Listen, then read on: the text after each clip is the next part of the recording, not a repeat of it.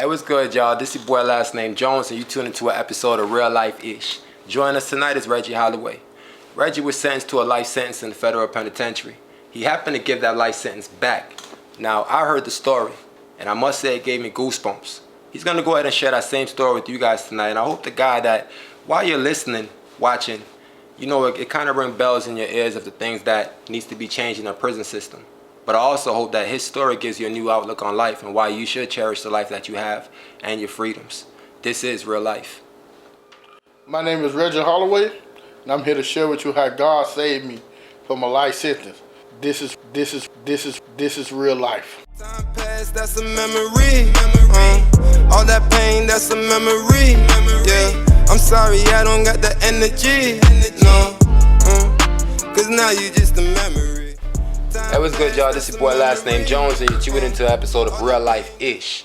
Now today we have with us Reggie Holloway. What's going on, Reg? Everything going good. Life is good. Life is good. Life is wonderful. Okay, now in case y'all didn't know and didn't catch the drop or the intro, I should say, Reggie gave back a life sentence to the Federal Business Investigation Bureau, whatever you want to call them people, the feds, the letter people, them letter boys. Yeah. Anyways, he joined us today, and actually this man is brave enough to come and tell us a story. So with that being said and done, brother man, how you feeling today? I'm feeling great. God is good, man.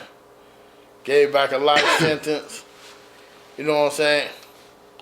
Trump changed the law in 2018. So you got out under Donald Trump, under the administration of Donald Trump? Yes. Okay. I did. Okay. Now let's time travel for a second, right? Because I need y'all to understand the impact of this story. As long as I've known this man, okay? Where do you work right now? We don't say the place, just tell them what you do. I drive a van, pick up elderly people from the hospital, from old folks home, transport them backwards and forth to doctor appointments and stuff. So he's a medical transporter, right? And in case you don't know, this job is not an easy job. You deal with all types of people, different types of people, different likes of people. Some people are fully there, some people are not fully there. I did the job for a little bit. I got hit in the back of the head with a rice bowl by somebody while I was driving the van. I'm telling you, it's not an easy job. But one thing I'll tell you is this. I've never seen this man complain. I've never seen this man pissed off at the job. None of the above. Even times when he probably should be mad, I can't say I've ever seen this brother mad. Okay? So with that being said and done, let's time travel a little bit and go back to what year was it? Let's not even 2005. 2005. Okay, so before prison and all that, right? What were you doing? Oh, before prison? Yeah, what were you doing? Hustling, selling drugs. Selling drugs. Living the life. What was the drug of choice back then, like powder? Or... I sold crack, coke, oxys, roxys, xannies, all type of stuff. Okay, so back then, right? Like, what intrigued you more? Like, before any of this stuff with prison or jail, like, what was your mindset back then? I thought it was wonderful. I thought God put drugs on the earth for black people to make money. Why you say that? I always thought, you know, when you growing up, you know, I'm from 21st and 3rd, you know what I'm saying? Shout out. And growing up in the neighborhood, you rarely see black people with anything unless they sold drugs. Right. Now, I knew a couple people who worked at packing houses and sold watermelons and stuff. They had little cars and stuff here and there.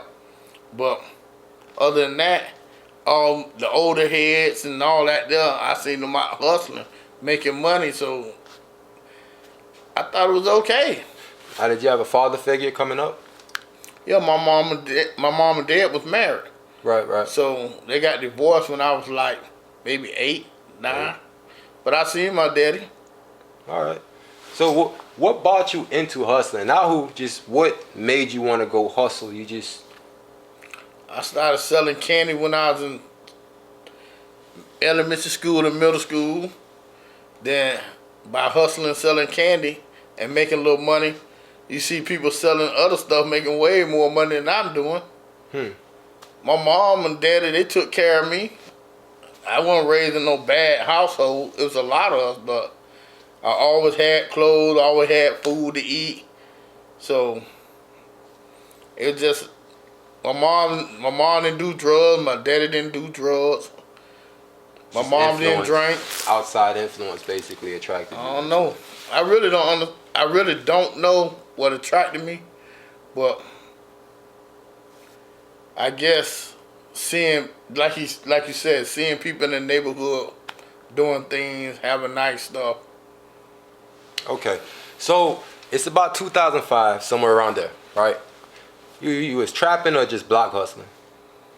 A little bit of I both. stopped block hustling back in maybe 2000, 2001. I stopped block hustling maybe 2000.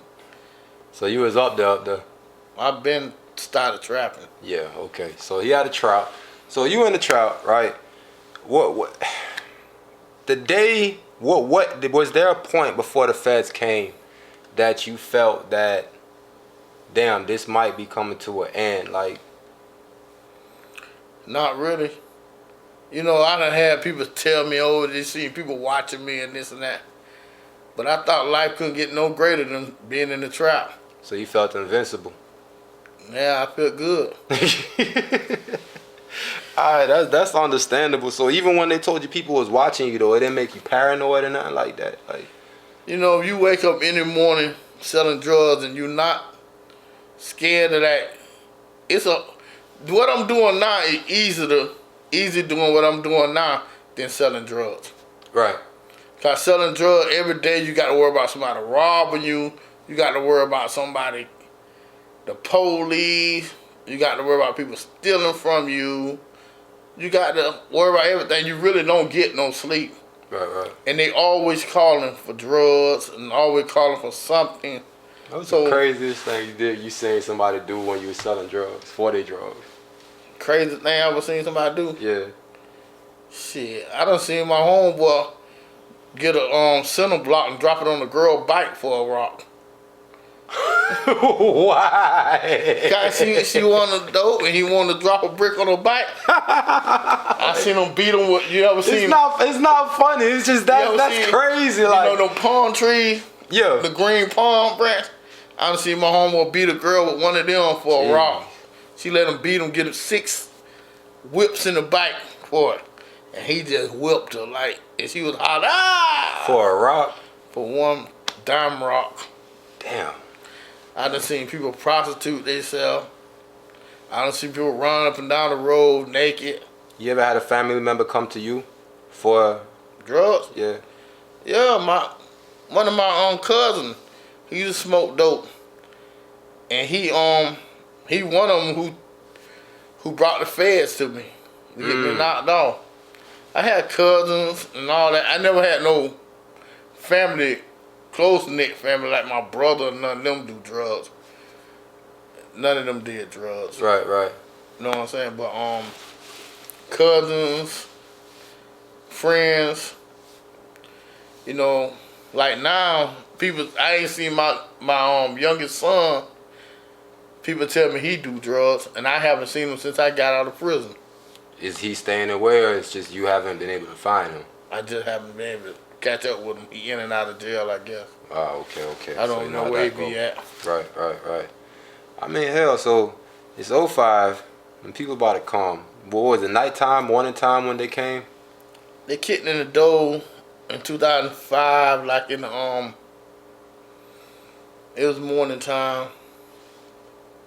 Maybe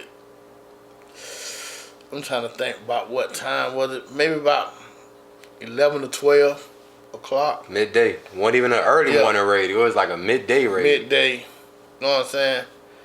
I can remember arguing with my baby mama, so I threw my phone down. I was arguing with her, went in the house. Then, you know, I had some friends and stuff. They say it was calling my phone when they seen them coming. You know what I'm saying?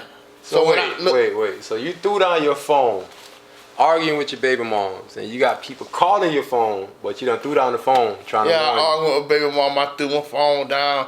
I'm in the trap, just chilling. Then, a couple hours later,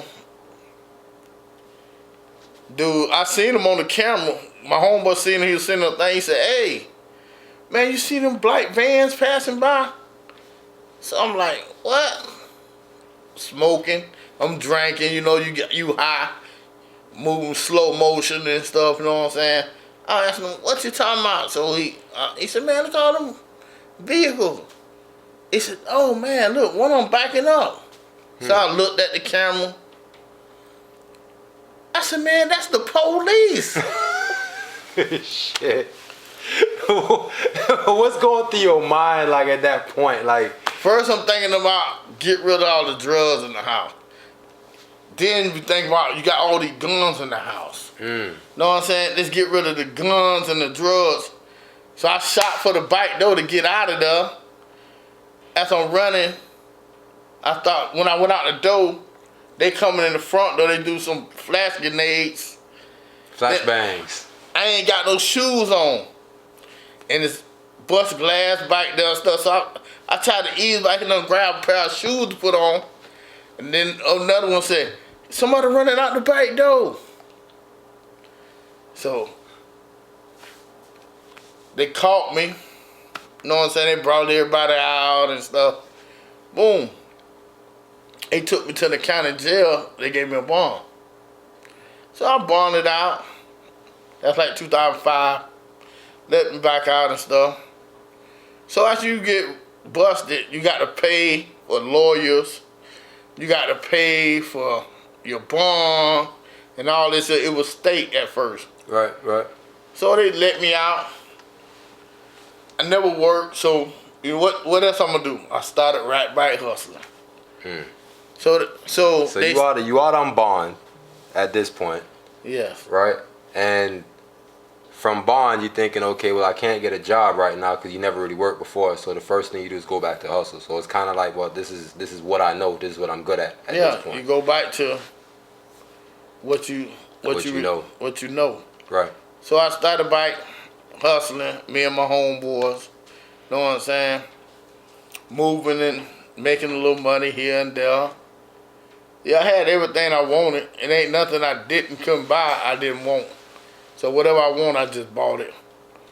So I had a lawyer, Chris Pratt. He was my lawyer. Oh, he's looking. Hey, that's who my lawyer was. So I'm moving on. Shout out Chris Pratt.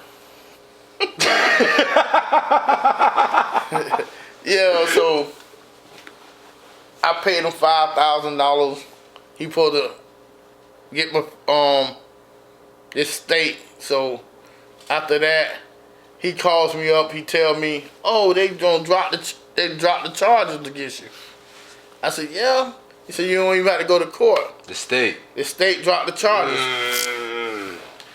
And so boom. Like 6 months later, the feds picks me up with a indictment. Yeah.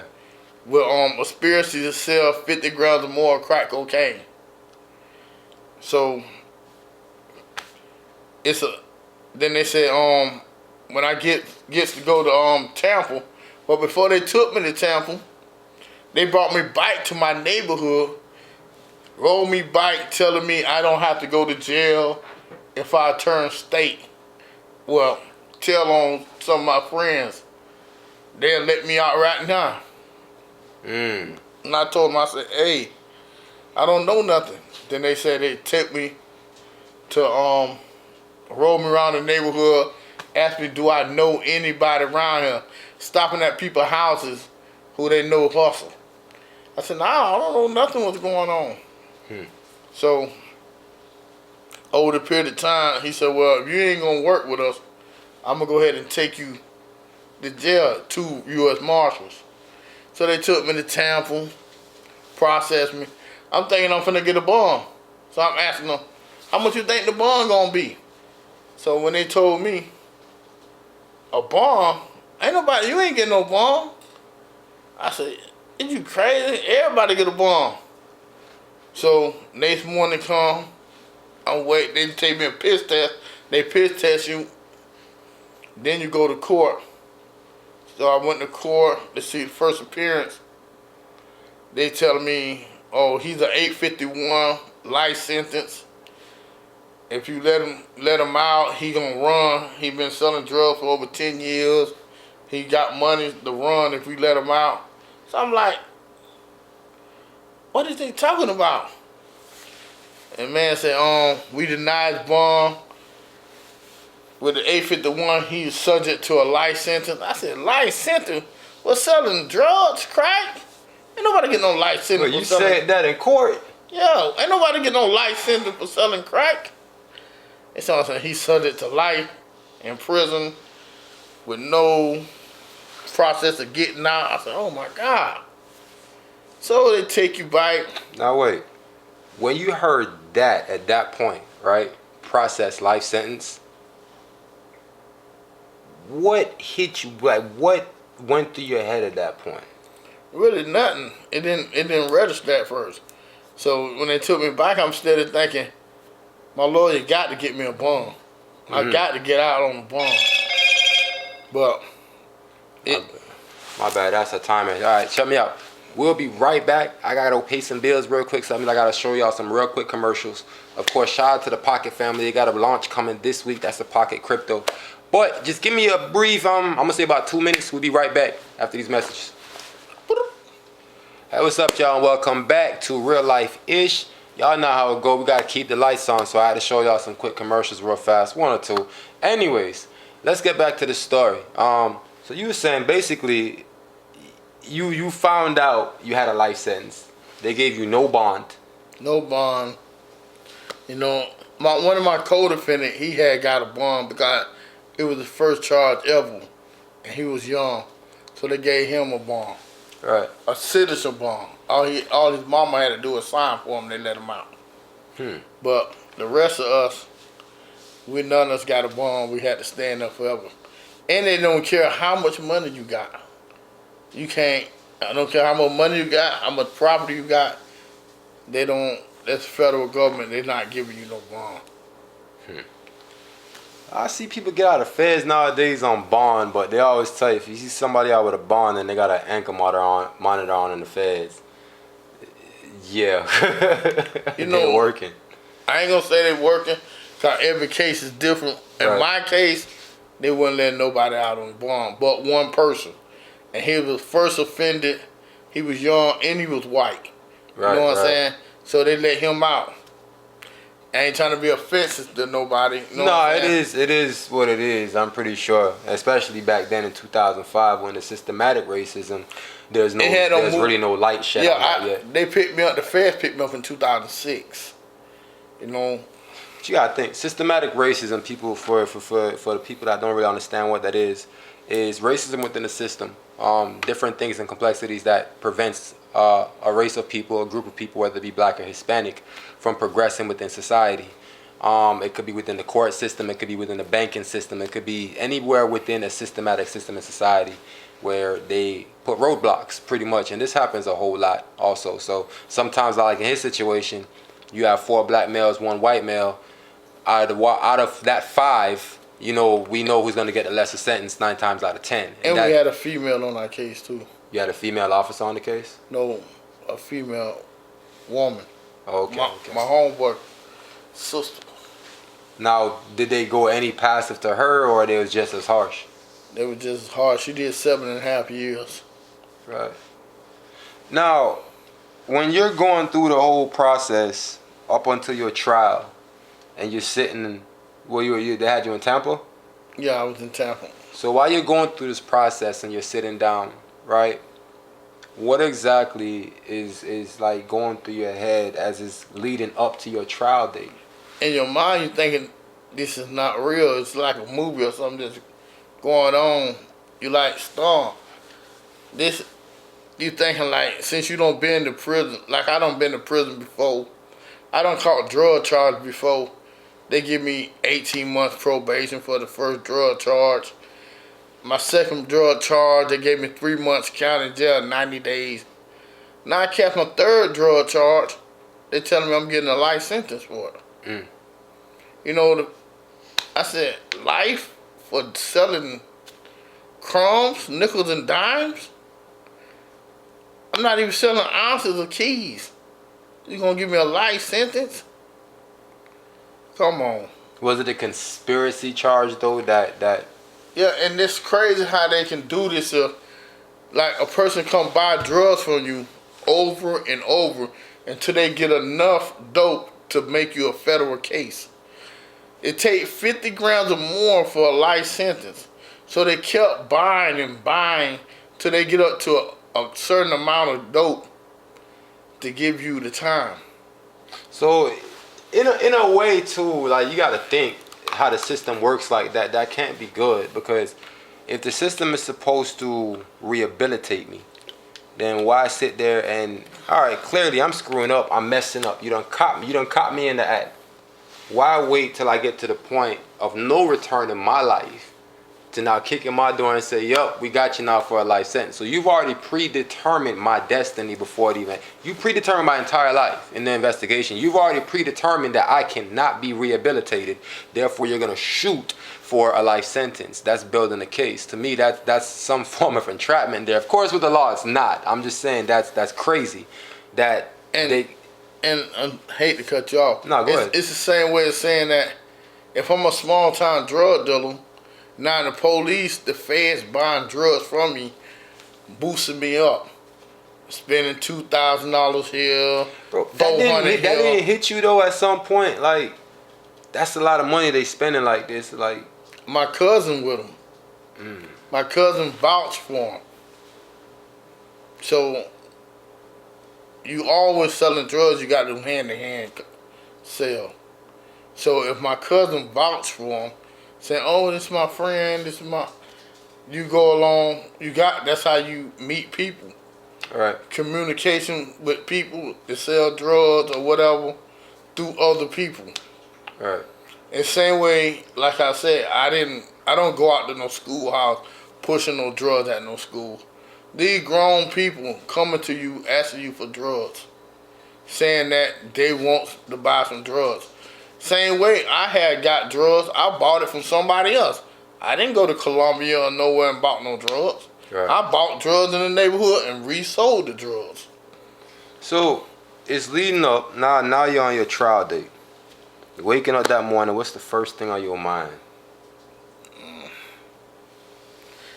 Thinking, can see my kids and stuff, and my sisters, and my family, my brothers, who come to court with me, and see what's going on. See, I didn't take mine to trial. I took a plea for my co-defendants wouldn't have to go to trial too. So if I take the trial for them not to get a life sentence too, they'll have to tell on me. So for them for them not to have to tell or get a life sentence, because they weren't gonna tell on me, because they my homeboys, they would have got a license too. So I told them to go ahead and take their plea, because I'm gonna plea out to a life sentence. So you took the bigger charge so they could go home, pretty much. So they get a lesser charge. Did you feel some sort of guilt towards why they was in that situation, or was it just a sense of loyalty or a code that you stuck to when you did that? Because it's like I was the first one started hustling, and they just follow along with me. Right. We like brothers, you know what I'm saying? Right. So we were together, but we wasn't really together. But we was family like. So I wouldn't want them to do all that time. Just let one person take the time, and the rest of them can get out. So you're in court. You done took the plea deal already. At this point, did you prepare your mind mentally for what you was about to encounter, or there was just no way to really prepare your mind for Yeah, you can never understand about being given a life sentence. It don't dawn on you after you be locked up 2 or 3 years. Then you hear your kids and your stuff wanting to come, when they come see you. Daddy, when you ever coming home, you ain't got no way to tell them that these people told you you're never going home. You're going to die in prison. You can never tell your children that. And my youngest daughter, she always asks me, I hate to say the word, but I ain't gonna say it. I'll just keep that. She's always said, No, say it. Nah, I ain't gonna say it. That's racist. Okay. You know what I'm saying? when they gonna ever let you come home? But she used it as I know it's yeah. they gonna let you out. So I just sometimes when they come see you and you leave with a visitation and come back to the dorm, it's like the worst feeling ever. Sometimes you don't even want to see your family because it's so hard to see them leave. You know what I'm saying? So being in incarceration, I try to change my way of thinking. I learned that everything I was thinking before I got in prison was wrong. The life I understood and try to think this is what God put on earth for me to sell and hustle, I was wrong for doing that. You know what I'm saying? I told the community down. I apologized to the community. I hurt a lot of people. I did whatever I wanted to do. I thought everything I said was right. I used to always feel ain't nobody do nothing for me, so I take care of myself, so I don't care what people think. But as you sit in your cell and you think how your kids growing up without a father, you miss them so much. You can't hold them no more. You can't do this with them. You can't tell them right from wrong because you incarcerated. Right. I went through parenting class and tried to learn how to understand why my life, what I did, my choices was wrong. Even though I feel like what I did, I didn't do nothing enough to get a life sentence. But I know I did wrong, so I know I should be punished. But not for all my life. Right. So after years and years, Obama didn't do nothing. Like people say, oh, Obama, we got the first black president. You know, I'm thinking like, okay, he gonna change the law. I'm so happy. He let certain people out. I ain't gonna lie, he let some people I know out. Who I was locked up with, people in my dorm with me got out. I was happy for them. I happy Obama did something for some people that I knew. See, I can't never say how people say about Donald Trump. But I know God is strong. And God used Donald Trump as a tool to change the law for me. Right. You know what I'm saying? So I tell people, when they say, oh, Donald Trump, racist and all that, I said, well, I don't know about all that. You just know what he did for you. I know what he did for me. Right. He got a life sentence. He changed the law. I'm home. Maybe everybody in the world can hate him, but I don't hate him. Now, My kids ain't gonna hate him because look, they brought their father home. Now, real quick. Let's go back to like why you're in there, right? Yeah. Did you end up having to join like any side gangs or anything like that while you was in there? Well, I'm from Florida. I was at Coleman Correctional Pen, and from being from Florida, Where's that, Coleman? it's in something Florida. Okay. By being in Florida, I'm from Florida, and my paperwork is good. I didn't tell them nobody, I ain't do nothing. I was in the Florida car. So and we got the biggest clique on the compound. We like 400-500 deep. So you got 1,500 people on the compound or more, and we got one of the biggest car on the compound because we in Florida. So my game is Florida is my family. So I was in, like I said, I was in the Florida car. Right. So you was always straight. I was always good. We clicked up. We fought other people and stuff. I got in problems now. Mentally though, like when it came to like depression and stuff like that, did you battle depression while you were in there mentally? Like what was your mental mind state? Because you gotta think, you get taken away from your family, the whole nine, everything such as like. The first 4 years was the hardest thing in my life because I thought I was never going home and this and that. And when I first got locked up, I couldn't even read. So, you know, understanding the stuff that I could not know was going on, then I gave my life to God after 4 years. The first 4 years was rough. After that, like... What made you do that? What? What made you finally give your life to God after 4 years? Because you wake up and you think it got to be something better than this. Right. Keep waking up the same day, every day, doing the same exact thing, watching TV, playing domino, playing pinochle. You got to think in your life that it got to be something more than this. It got to be somebody greater than myself. So I went looking for it, went searching. Then I found God. I always knew God, but I never talked to him and understand that he was real. I had a couple dreams before I even got locked up telling me. I told my baby mama that I had a dream that I got a life sentence. She said, then I see my daughter turn 16. She said, how you get a life sentence seeing your daughter turn 16? She told me, shut up, fool. Lay back down. But you know, years later, get locked up, thinking that then I think about the dreams I used to have and stuff. Then I had a vision that I was going to be free one day. I didn't kill nobody. I got a homeboy right now still in there. He doing 26 years. He got drug charge. He's still fighting, trying to get out. Same thing. He didn't kill nobody. He done did 26-year calendar. Going on 27 years in prison for selling drugs. And he wasn't no kingpin. Know what I'm saying? He ain't had no airplane or boat or nothing like that. But he's still in prison for 26 years. It's a lot of years, man. Well, I guess shout out to my dog Jose Sandana. So That's my dog. like, why He helped me with my paperwork to get me out of prison. That's who you were saying helped you with the paperwork. Yeah, he helped me with my paperwork. He hustled. He studied law. He been locked up. He been studying law. He helping other people get out of prison. Even though he incarcerated, he spent all his time helping other people out. Right. So he was basically like the educator almost in the prison. now it's a lot of people in there. They Or a read prison and- attorney, yeah. you could say almost like that. Yeah, and same way he helped me out, he gave cases and laws. Just like my lawyer said, I had another lawyer on my appeal, and he told the judge, he said, you gave this man a life sentence for a quarter pounder. And I wasn't even paying attention what he was talking about. He said a quarter pounder without cheese. He said if you'd have had cheese on it, it'd have been a little heavy. He had 111 grams of cocaine. He said that's a quarter. 4 ounces, less than 4 ounces. And you gave him a life sentence for it. It's a quarter pounder.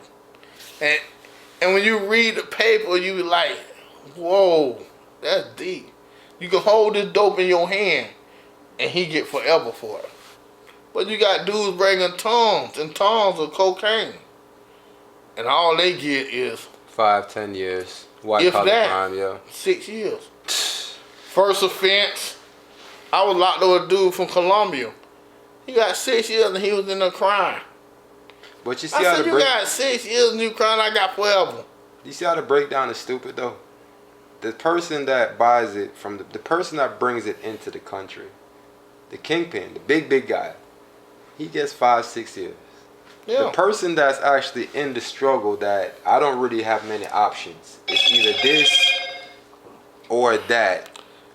You know, That person, you sitting there for the rest of your life. but now, you know, being incarcerated and stuff, I knew I had other options.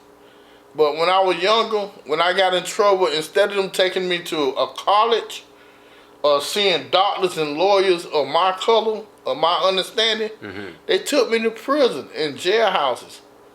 I went to jailhouse for the first time for the Scared Straight program, and I seen one of my older brothers in there, and my cousins and friends from the neighborhood. So how can I be scared straight? All I'm seeing is this got to be somewhere everybody hang out at.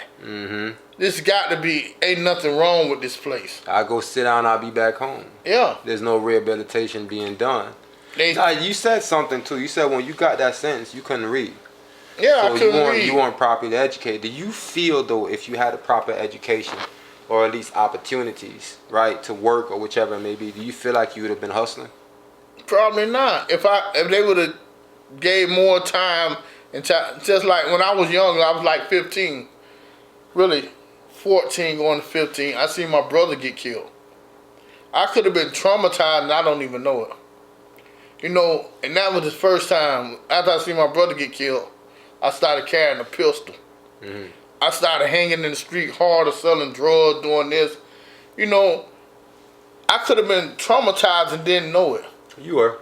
You know, they don't ask you they don't go in a black neighborhood or Spanish neighborhood and they see stuff happening and say, hold up.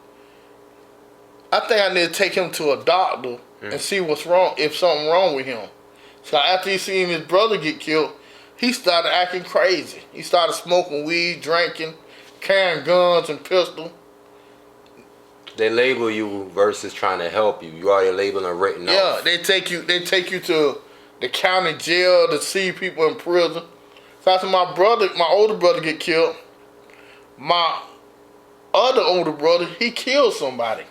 Then he goes to prison. You know what I'm saying? So now you see all this going on and your life started to change. Even though your mom don't do nothing wrong, she cries at night, she tried to change you, but you thinking you young, you think you know everything. You thinking, my mom ain't been in the streets, she don't know what the struggle is. Even though I'm not really in the streets, really. I'm just going out to sell little drugs here and there, carry a little pistol, trying to buy me a car. You know, want to buy new clothes what everybody else wear. I don't want to wear the hand-me-down clothes no more. Because I'm starting to smell myself. But in reality, I went to these schools. They didn't try to teach me how to read. They just passed me along. Through grade after grade, to middle school, to high school. From high school, I made it to the 11th grade.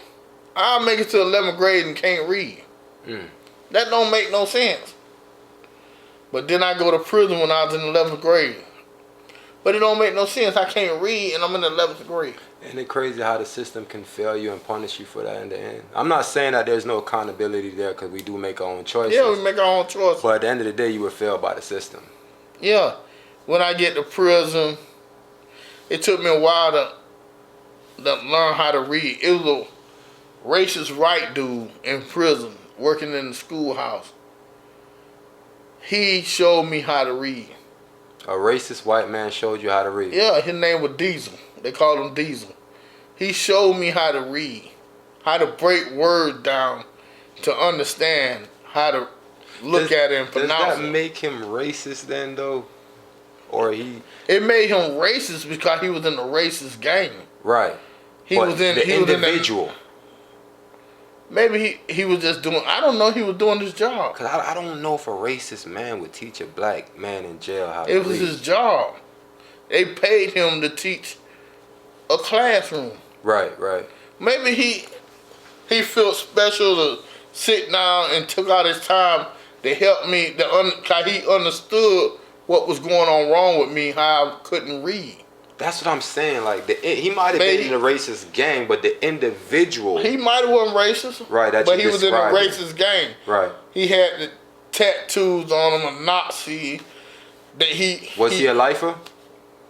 Yeah, I think he had 2 licenses. And there you go. That might have been it. You just gotta fit in, get in where you fit in. He was a Thor. He worshipped Thor. You know what I'm saying? What do you mean worship Thor? It's some kind of religion they had. There's religions in prison like that? Yeah, they wear little hammers on their necklace. Thor, like Thor, the thunder god Thor. Thunder god Thor.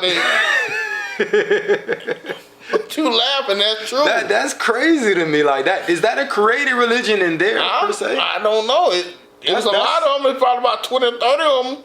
They walked around with the hammer. They prayed to Thor. That's real interesting. I gotta look into that. Yeah, the Odin god. The Odin god. Okay. Yeah. Okay. The Odin sons. Yeah. Okay. It's called them the god. And Odin sons. Well, you know, you had so many different religions. In prison. In prison, you got every religion you can think of. So you look around and you practice and see. Most of the time, I read the Bible. I started reading the little word. He gave me books with 2-letter words and 3-letter words to read, like a kindergarten book. And that's where I started from, to learn how to read. Well, I bet you once you start learning how to read, though, it's like boom, like you know how when you bring a little kindergarten book to the dorm, what you do? Look, oh my God, this dude reading CAT. You know what I'm saying? What is he? Why you got a book like that? See, and once you found God, it's no shame in what you do. Mm-hmm. Because you don't have to justify yourself to a man. Right. You know what I'm saying? The understanding what he understand and what he do is not what I do. Right. I mean, you could also hide the fact that, well, I'm gonna hide this book and Hide not it for better what? and not better myself and Yeah. continue to be like this, or in a few months I'll be able to read better than you. Yeah. Like you see dude, oh man, look what Holloway got. Holloway got a kindergarten book. But I'm saying though, once it got into like reading other books, like Yeah, wasn't then it like amazing to you? Yeah, like it was that amazing. world? I could sit down to read a book and go somewhere else in the world. So that took me out of prison. It took you out the walls. Yeah. You escaping the Yeah, books. when I could just read a book and What kind of books did you used to like reading though once you started reading? first it was like I used to read the black novels, the hood novel books. Then when I started to learn how to read more better, because the hood novel had the slang for you to, when I talk slang and then you can understand it. You gotta read But- The Coldest Winter Ever, bro. Nah, once you start reading, when you start reading, you don't want to read them books no more. They start like they stupid.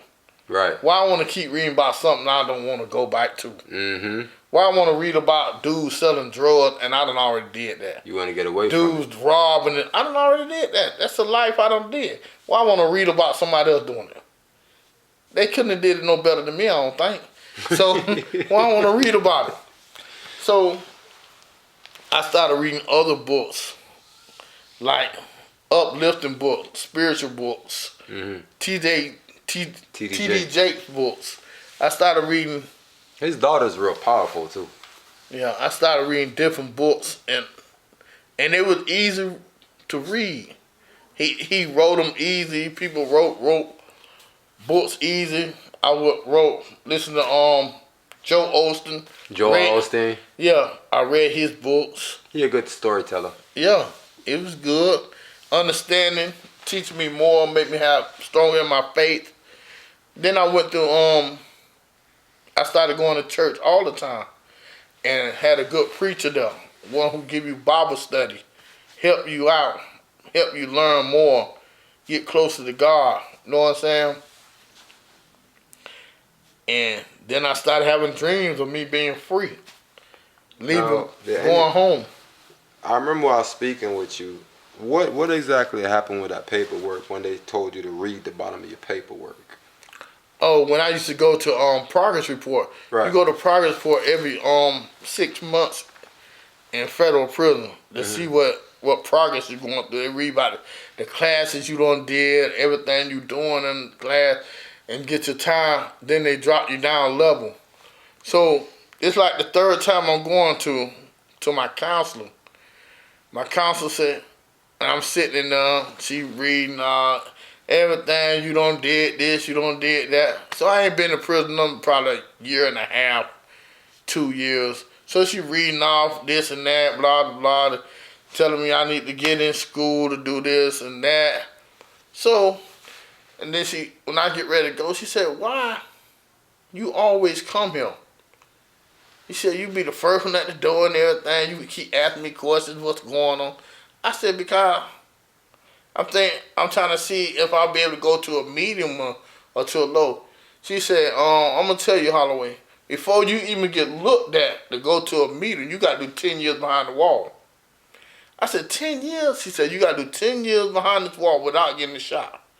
And she said, and you come back here every other week asking about, is your point dropping?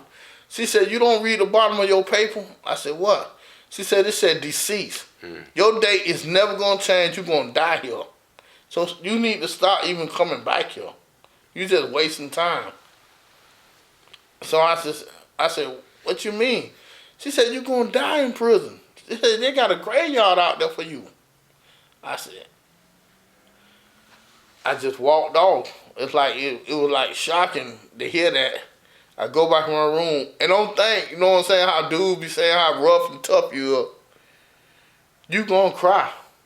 Many nights I done cried in my room saying that I really don't regret what I did, because I'm a grown ass man. I made my decision. But I think about I'm never going home and what I did to my kids and what I did to my family. So when I got the opportunity this time to get out of prison, ain't no way in hell I'm finna do nothing wrong. See, now we're gonna get to that point.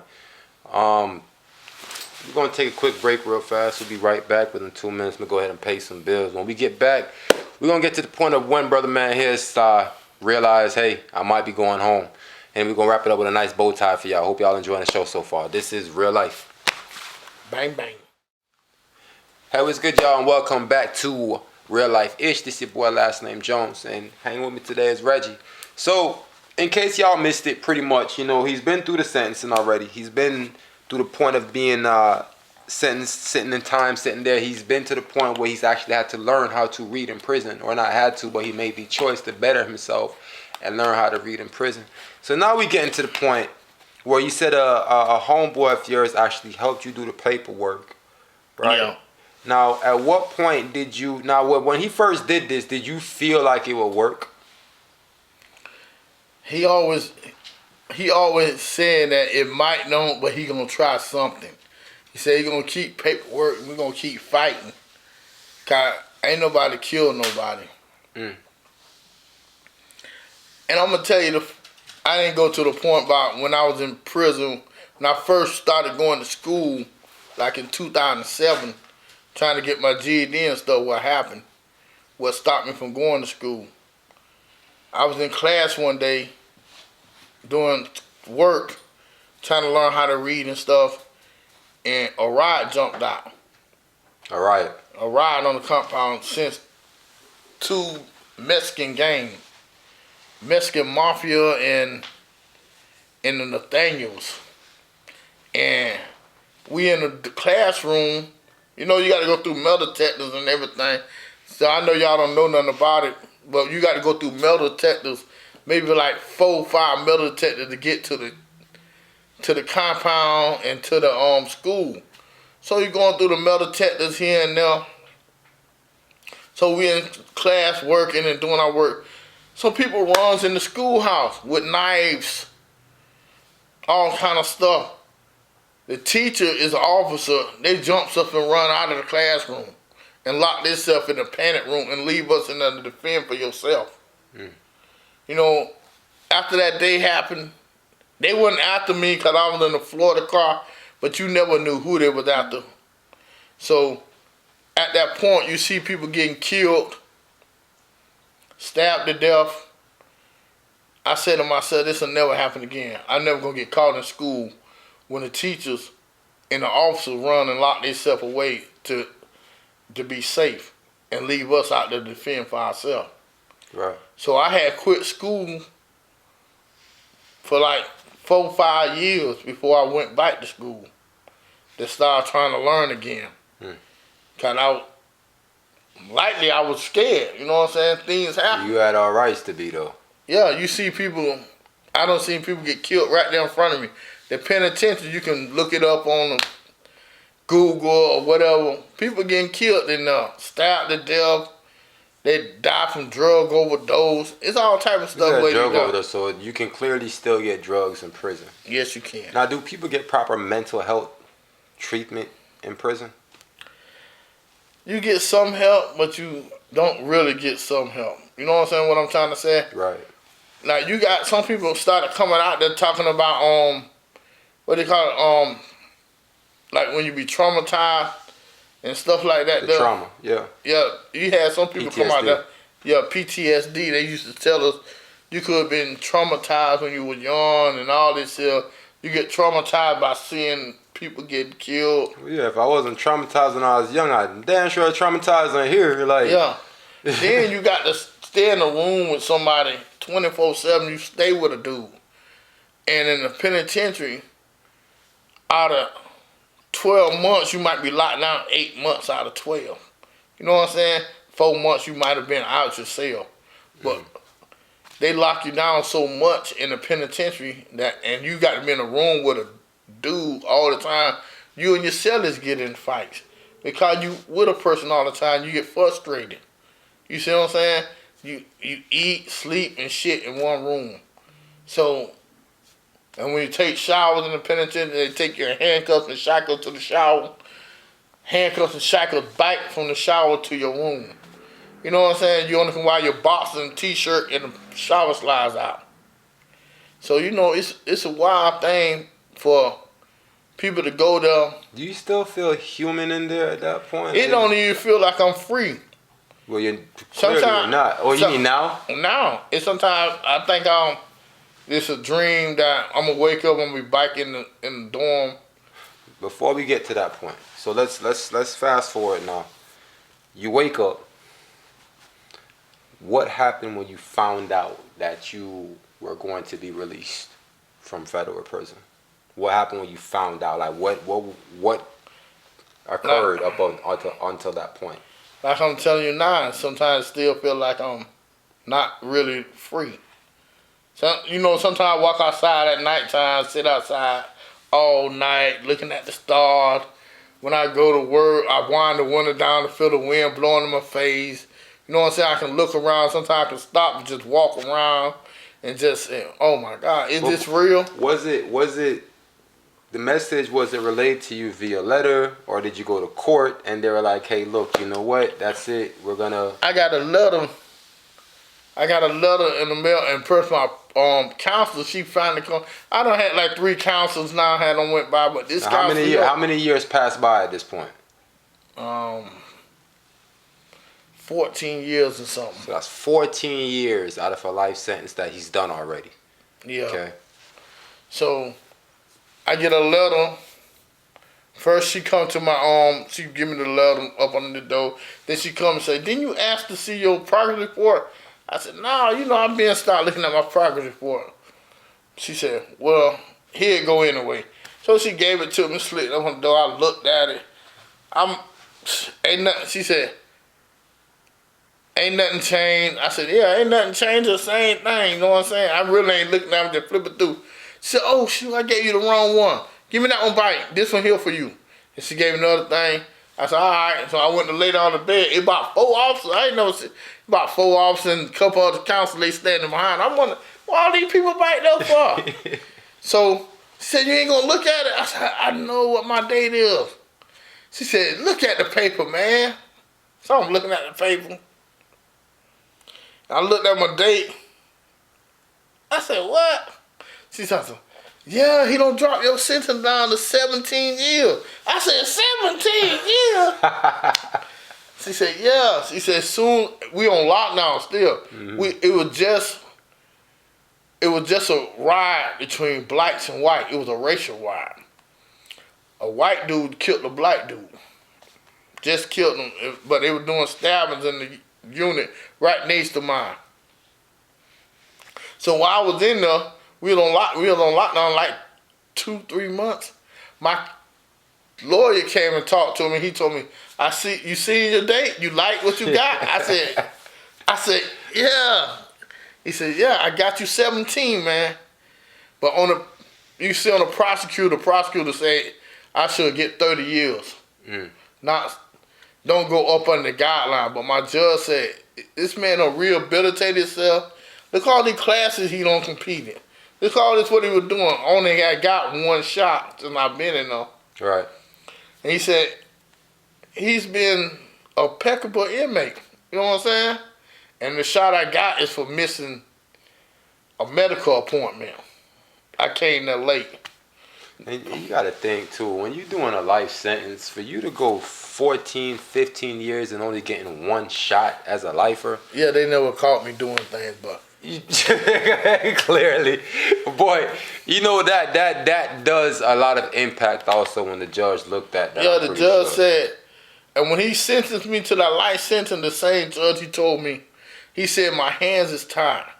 He said, Holloway, you're not a real bad guy by your record. He said, I hate to give you a life sentence, but my hands is tied. I got to go by the guideline. I got to give you this life sentence. So my homeboy who was in there with me, he read that in my PSI. Then he used that to the judge. He wrote that back to the judge, gave it to my lawyer. My lawyer put that into the thing. That at this certain time you said if your hands wasn't tied, you wouldn't give me a life sentence. So hands aren't tied now. His hand, since Trump changed the law, it loosened his hand up. The prosecutor wanted me to get 30 years. So I'd be still in prison right now with them 30 years. Now, in case y'all missed it, Reg was sentenced to a life sentence. At this point, we're at the point in the story where he's actually about to give that sentence back. So now you've received the letter. The same person that told you don't see the bottom of your paperwork. No, that was a different person. It was a different I person. don't have different counselors saying. Okay, but the counselor done told you, pretty much give you the paperwork, understanding, knowing, hey, look, so now they know, okay, you have a release date. Just cut to the chase. You got a release date. Yeah. So what happened from that point? Everything must have been fast forward. It was so wild, right? 3 days later, I had just got my paper. 3 days later, one of my homeboys sent me a note, a letter, saying that he heard that I got my time dropped. I said, this nigga ain't wrote me since I've been. Oh yeah, he did wrote me 2 times. 2 times since I got in prison. Now he sent him the. That's my dog, love him to death. You know what I'm saying? But I said, damn, people found out already. Before I can, are we still on lockdown?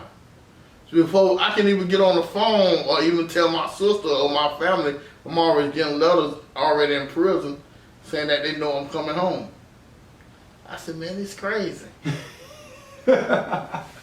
So now you in there pretty much, and you know it's getting to that time now. So 14 years. What at what point did they move you? Because you couldn't have been sitting there the whole time with lifers, right? Nah, we was already on lockdown for a murder. I think I said that right. Yeah, right. It was a riot between blacks and whites. A race war, yeah. A race riot, over $20. Over $20? Over $20, a dude get killed. You got like 5 people go to the hospital, bank flight, doop, doop, doop, doop. That's the helicopter, you know what I'm saying? They come on the compound, take you away, rush you to the hospital. But we've been on lockdown now about 2 months, 3 months, you know what I'm saying? You don't get to come out the room unless you come out with handcuffs and shackles on. And trying to figure out what's going on. So I go with my lawyer, come out there. He said, I know you seen your paperwork and you got your thing. Do you want the 17 years? I said, yeah. He said, if you don't want these 17 years, we can fight. You can get more or you can get less. No, give me the 17. I said, I'll take the 17 and ride. Give me the 17. But before I talked to my lawyer, it was another dude come out there with my lawyer. And they would ask me about what happened on the murder.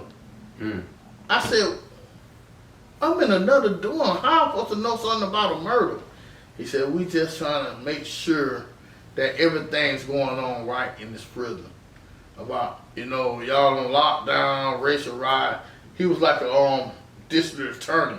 Right. I said, why is the district attorney with my lawyer? He said he just trying to. He said he was the lawyer for the witnesses and stuff. I said, well, I don't know shit. You know what I'm saying? My lawyer said, well, you ain't got to argue with him. He don't know nothing. Just get out. He said, I'm just doing my job. They asking people, trying to get you to tell on somebody and you don't even know. You're going to put your life in danger. Yeah. You offer somebody that who got a life sentence, they might make up something for him. Just to get his time dropped. You know what I'm saying? That's why a lot of people, they run to the window, they trying to see what's going on. Still, they can see the murder so they can get their time dropped. So you got to be careful. And careful how you talk around people, cause people in prison, everybody's not real, man. When they say, oh, I'm real, everybody's not real. Yeah, some people looking for a way out the whole time. Who wouldn't be?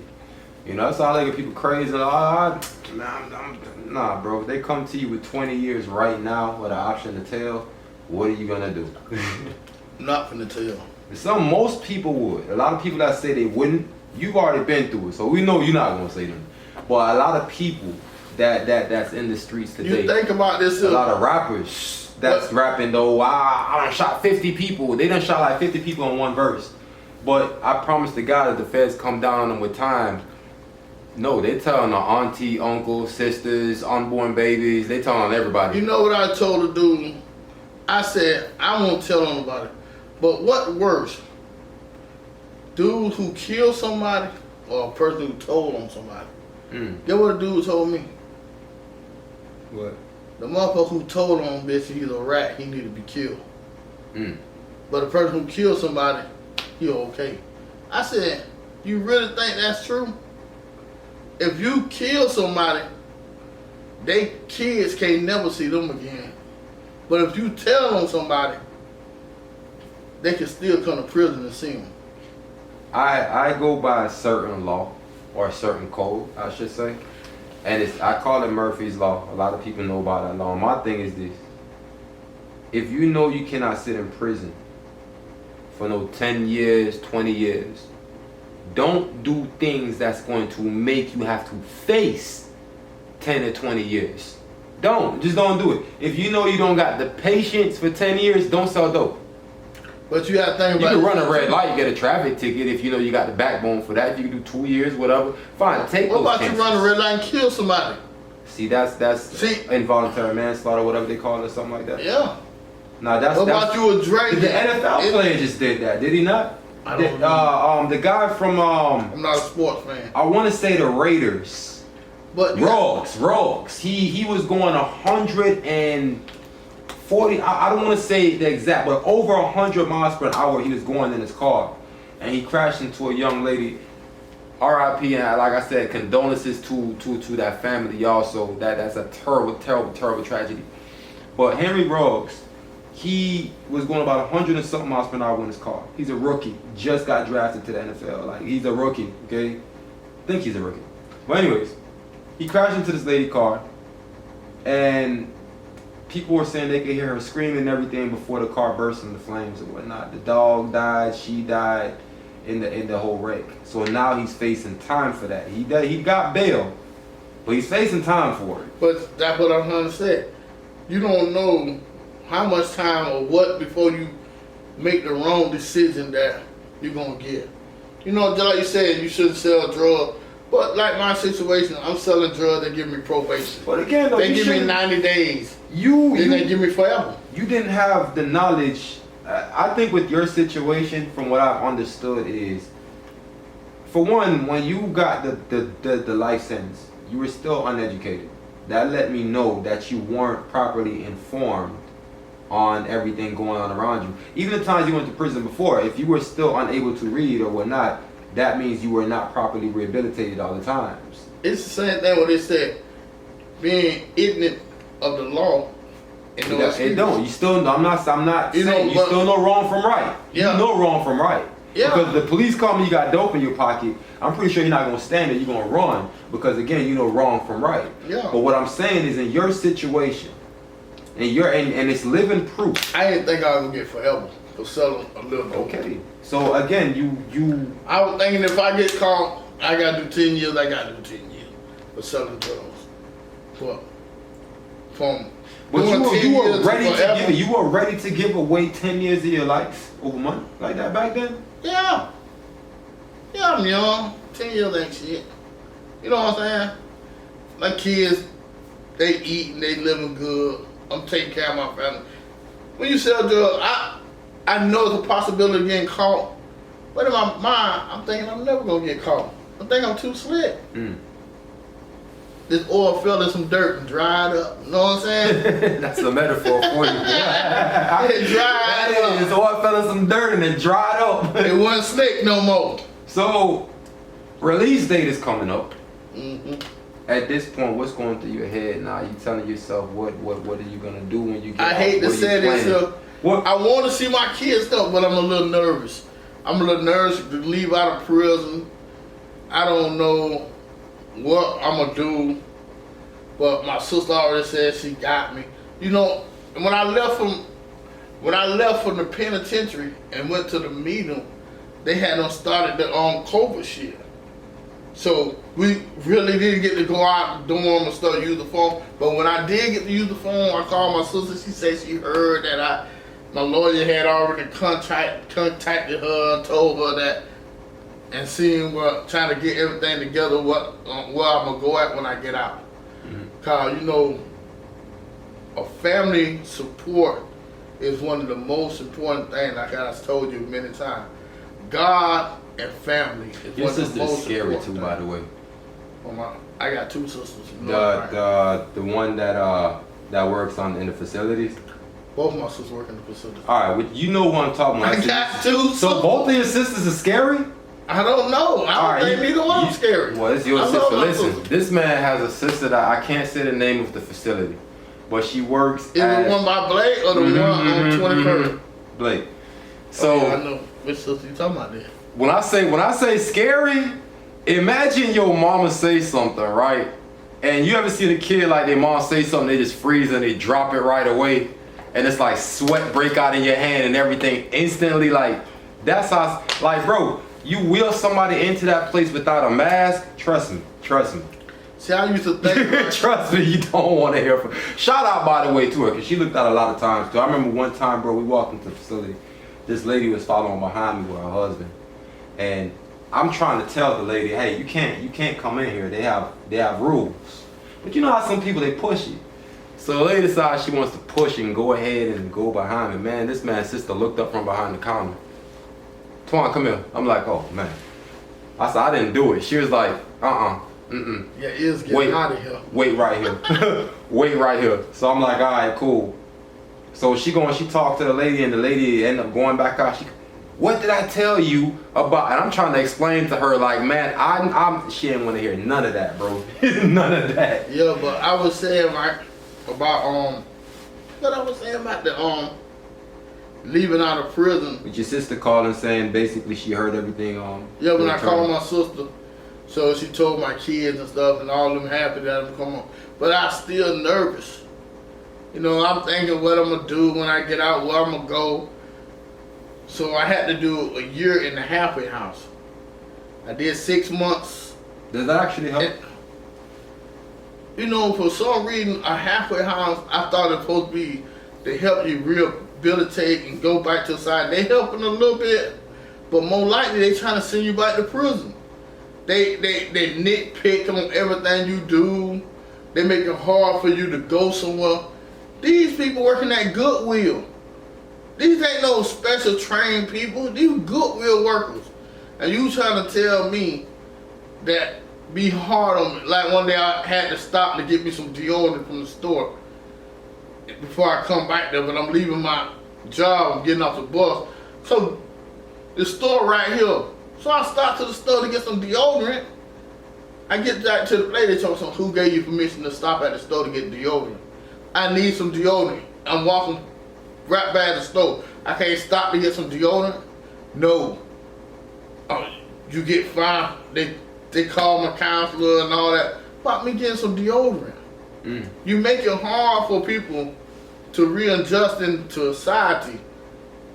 Halfway house was hell. I ain't gonna tell no lie. It was hell. So you really felt like they was trying to send you back to prison at the halfway house? Yeah, certain people, cause I guess they hate themselves, so they hate you. Now let's fast forward to this part, right? You did 15 years in the federal penitentiary. What effects does that have on you still to this day? Like I said, sometimes I wake up thinking I'm back in prison. You know, you got to sometimes walk outside. Some nights I wake up, I just get in my car and drive. Even though I got to go to work the next day, I still drive in my car, just ride on looking around. Like, a lot of stuff don't change. The phones weren't like this when I was out. What was that like for you when you first seen one of those? Didn't even know how to turn it on. Jeez. It's crazy. I didn't know how to turn the phone on. Right, the cousin that did 10 years, when he went in, there was flip phones. When he came home, there was Androids. They had Razor phone when I got locked up. That was like my cousin when he came Razor home. phone, Bluetooth just coming out. He begged for a flip phone when he came home. It's like, bro, no. They don't make them no more. Oh, my homeboy got a flip phone. No, I had to They tell didn't him. have a house with flip phones and stuff. What is that? They called them Obama phones back then too. Yeah. Like, but nah. So the PTSD. What are some, like? Do you feel like Keys? Does that affect you hearing Keys jingle? Nah, that don't affect me. You know what I'm saying? But sometimes you like, when I get out, come home from work. Sometimes it feel like somebody walking behind me. Or, you know what I'm saying? Cause you always stay alert when you're in prison. Cause you can't rest your nerves. You can't put your guard down. Only time you get to put your guard down when you go in your room and the officer lock the door. Sometimes people pray for lockdowns so they can be in a room and don't got to worry about somebody trying to stab them or something. You know what I'm saying? I've been on the shoe 2 times. Only and then was only when I was at the medium. When I was in penitentiary, I ain't go to shoe now time. Cause you stay straight and narrow. You try not to get in no trouble. Right. Cause you get in trouble in penitentiary, it's a life or death situation. Somebody gonna try to kill somebody. Right. You know what I'm saying? The medium, my celly get caught with a cell phone, get caught with a knife, all type of stuff. No. It's crazy. What are you doing, or what have you done, like, to help you mentally since you've been home? I guess be with my family. So you've not been to counseling or anything like that yet? I got on probation. I'm on probation for 8 years, so I go to a drug class once a week, every Thursday, and once a month I had to do a session with this lady once a month and go to drug class, but no mental health. If anybody's watching this episode that works within the state, within the system, listen, if you're gonna lock people away in a facility where they're treated like animals, where the humanity's taken away, where people are stabbed, murdered, killed in front of them, raped in front of them, nothing is human about that. If you're gonna lock people up in situations like that and call it rehabilitation when clearly it's not, how about offering some counseling when they come home? Time passed, that's a memory. Alright, so y'all been tuning into the first episode of Real Life Ish, and I hope to God that y'all enjoyed this episode. Reggie, big shout outs and thank you for coming on the show and sharing with everybody. Now, I'm going to share with y'all my final thoughts. The system or the society that we live in today, it doesn't allow you to make mistakes. You are actually judged by the mistakes that you make with no way of redeeming yourself. I mean, even when you go to prison, do your time, come home as a felon, you're still labeled as a felon. You're still labeled as that individual that did the crime 5 to 10 years ago when you were that person that committed that crime, or when you were that person that did whatever you did in a situation. Society does not allow you to change even when you change as an individual for yourself. The best way to counter this is to really look at yourself as an individual and not a part of society. I'm not saying become antisocial. What I'm saying is you can be social in society, but always remember who you are as an individual, and you hold that pure to anything else, or to nothing else, I should say. So, you see yourself in the mirror, look at yourself, and understand that that's who you are. Don't let nobody take that from you. When it comes to your mental health, you have to secure that. The people around you, they will do whatever it takes to make sure they're okay, and you should do the same at all times. Now, Reggie's situation, that was a screwed up situation. I mean, imagine being locked up in prison and somebody telling you that you're never going home. They have a grave in the backyard for you. Imagine doing time in prison and you see people get killed in front of you, murdered in front of you, and you have trauma. And you're released back out in society. And it's like, where do I go next? You know, imagine that. That could be your life, but it's not. You're at home, you're watching this video right now. You have a chance still. Just like this man got a second chance and he made the most of it. My advice to y'all, while you're free, you still have that first chance. Don't make it so you need a second chance. Do what you need to do to capitalize and accomplish whatever you set your mind to. Don't ever feel like a situation is too much. If this man sat in prison for 15 years and learned how to read and better himself as an individual, you can do the same while you're free. My name is Last Name Jones, and I appreciate every single one of you that's tuned in. This is Real Life Ish. Tune in for the next episode.